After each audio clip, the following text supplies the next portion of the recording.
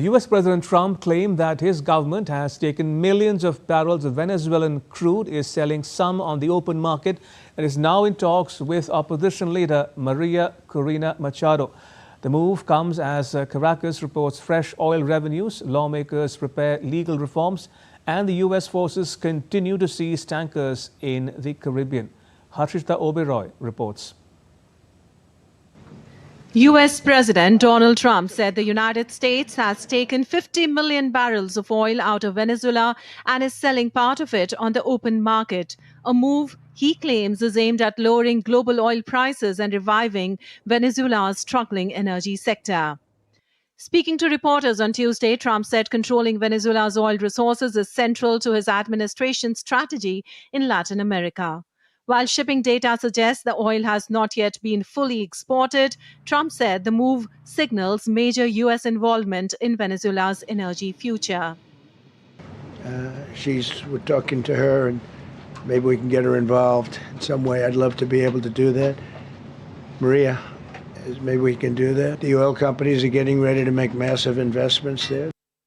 Alongside the oil push, Trump confirmed a shift in political engagement. Trump said Washington is holding discussions with Venezuelan opposition leader Maria Corina Machado about a possible role in the country. Praising her leadership, he said talks are ongoing and added he would welcome her involvement. Trump ruled out any contact with former President Nicolas Maduro, saying his lawyers would strongly oppose it, particularly over allegations linked to interference in the 2020 U.S. election. In Caracas, the effects of U.S. oil control are already being felt. Venezuela's interim president, Delcy Rodriguez, said the country has received $300 million in oil revenue, the first proceeds from the 50 million barrel oil supply arrangement announced by Trump after Maduro's capture earlier this month.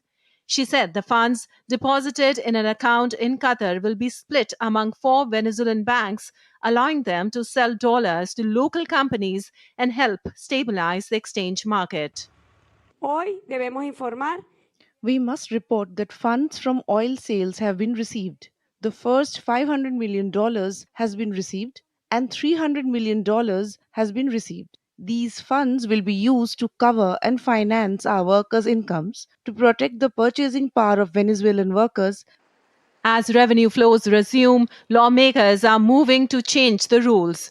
Venezuela's National Assembly President George Rodriguez announced broad reforms to the country's oil laws, citing a new political context. He said the agenda includes changes to the hydrocarbons laws to attract foreign investment. Under current legislation, foreign companies must operate through joint ventures controlled by state oil firm PDVSA. Meanwhile, enforcement continues at sea. The U.S. military said it seized another Venezuela-linked tanker in the Caribbean, the 7th such interception since Trump launched his campaign to control Venezuela's oil exports. U.S. Southern Command said the vessel was apprehended without incident, underscoring Washington's determination to ensure Venezuelan oil is exported only through approved channels. Harshita Oberoi's report, DD India. From conflicts to financial instability, the world order is getting increasingly fragile, a reference to which was made by Canada's Prime Minister Mark Carney in a speech at Davos. He said that the old order is not coming back and urged fellow middle powers to band together. He called on countries to stop invoking rules-based international order as though it still functions as advertised. Great powers can afford for now to go it alone. They have the market size, the military capacity, and the leverage to dictate terms. Middle powers do not. But when we only negotiate bilaterally with a hegemon, we negotiate from weakness. We accept what's offered. We compete with each other to be the most accommodating. This is not sovereignty.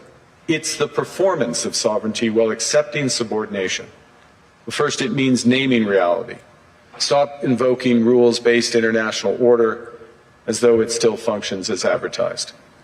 Call it what it is. A system of intensifying great power rivalry where the most powerful pursue their interests using economic integration as coercion. It means acting consistently, applying the same standards to allies and rivals,